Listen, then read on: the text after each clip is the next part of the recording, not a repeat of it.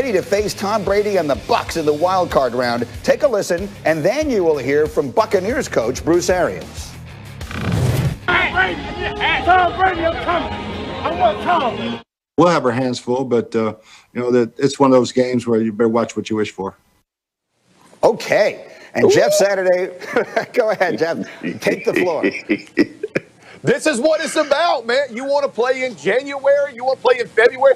Stop talking about 4-win and 6-win teams. Let's talk about some action, boss. We got Chase Young, going to be the defensive player of the year, talking trash to Tom Brady, jogging off the field. You know where that comes from? Jack Del Rio, baby. Hey, the defensive coordinator for the Washington football team, he told all his boys, get ready, because we win this one, we're going to see the GOAT and go make something happen. And listen, Sweat, Allen, Payne, you name it. There's 3 or 4 others in that group, even Kerrigan. This defensive line is absolutely legit. Tom Brady, he got on his text chain last night, all the offensive linemen. Y'all better strap up and be ready. You see some rib shots, you better freaking take them. You better put some hat on some people, because this is why you play playoff football, man. I can't tell you how jacked I am that somebody said something to get this weekend going, baby. I'm ready to watch it already. Go, Marcus. I just want to hear Jeff Saturday keep talking. I want to yield my time to the gentleman that played center in the league forever and one of the best to ever do it. But since I have to, I'll take it. This is what I'll say. I'm going to be calm, Swagoo. Chase Young, I like the energy. I'm not mad that Chase Young said he want Brady, he coming. Just be careful what you ask for, like B.A. said. The experience of this game, I learned when I was young. I had the opportunity to go into the playoffs. The level changes. The great ones are made in the playoffs. Where the reason why we call Tom Brady the GOAT is not because of the regular season. It's because of what this dude does during this time of the year. So, look, I'm excited to see it. Washington got their juice. They got a D-line that's going to get after people. But be careful about what you think or think not about Tom Brady. It's going to be interesting to see how that gets handled. Graziano, I'm not comparing the teams. Obviously, Washington won 6 games this year, and San Francisco was the 1 seed in the NFC a year ago. But there is a similarity to the way they win, and what Nick Bosa was to those 49ers. That's kind of what Chase Young is to this group, yes? Yeah, last year's Niners had 5 first-round picks in that defensive front. Washington, very similar. Yes, Chase Young was the last piece of the puzzle that unlocked that, and they are they have a 7-win team, yes, but they're a legitimately great defense that has really caused a lot of problems for a lot of people, and that could include Tom Brady, who, he's not mobile. If Washington has a plan to get after Tom Brady, they may be able to do it. Chase Young was a year old when Tom Brady was drafted. Since he played Pop Warner football and high school football, he's been thinking about sacking Tom Brady. That's his dream. He's excited. When you ask these kids at the Combine every year, who are you looking forward to sacking the most? They all say Tom Brady. This is a dream come true for Chase Young, no matter how it goes. Now, look, this was the matchup everyone said the Buccaneers were playing for. They wanted to get the champion of the NFC East in this first round by playing last week. Now they got him. Maybe they should be a little careful what they wish for as well. All right, Graziano, let's run the hurry up looking at a few situations from around the league. Let's talk about the Buccaneers and Mike Evans.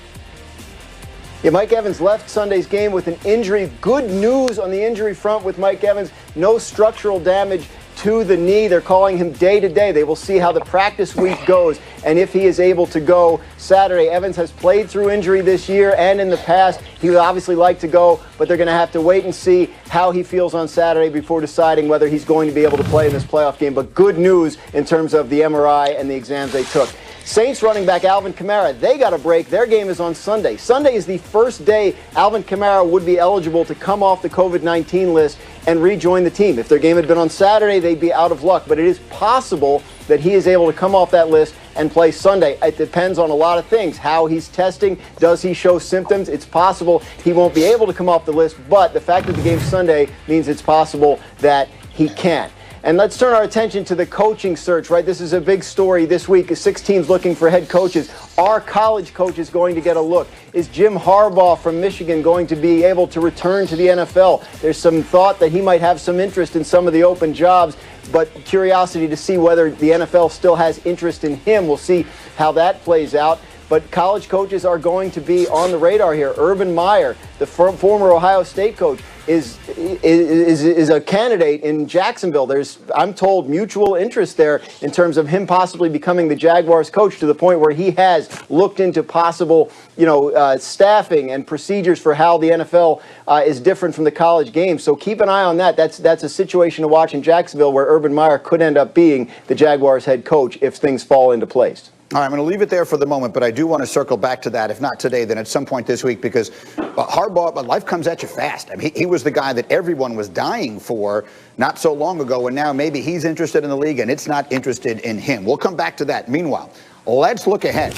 And to look ahead, we have to start by looking back, by recapping the quarterback play from college football's semifinal games. Mac Jones threw for 297 yards and 4 touchdowns for Alabama and knocking Notre Dame out in the Rose Bowl. His 4 touchdown passes tied an Alabama Bowl record. Trevor Lawrence, the presumptive top pick in the draft, lost to Ohio State in the Sugar Bowl. He's 34-2 at Clemson, and it figures that's how it'll end. And then Justin Fields was sensational. Threw 6 touchdowns in Ohio State's win in that game. 7th player with at least 6 touchdown passes in a bowl game in FBS history. And this, if you haven't seen it yet, is how the draft order wound up. The top 18 picks have now been set. The rest of it will be determined by the playoffs. We think we know that Trevor Lawrence will be the number 1 pick in this draft. The questions really begin at number 2 with the Jets and Justin Fields. And when there are questions like that, this is the man who always has the answer. Mel Kiper Jr. is with us. Good morning, Mel. And let's start with that. I think the world was really impressed with what Justin Fields did on Friday night, the toughness that he showed, and everything else. What did that do for him in the evaluation process? Critical game, certainly, for Justin Fields after what happened against Indiana, then Northwestern. Granted, Chris Olave wasn't there in the Northwestern game, but I think it was critical that he played well. And I think the grit, the determination, that injury that he had with the Skalski hit, something he didn't know if he'd even come back from, let alone complete passes down the field and grimace and go through all the pain to lead his team to that victory, showed so much. And he's going to go into this game probably not 100%, so you have to realize that. But I think that game in particular right there, that Clemson game, was emphatic. It was needed. It was necessary to maintain that number 2 quarterback spot, to maintain that high first-round ranking. So for Justin Fields, he needed it, and he delivered. So when you say high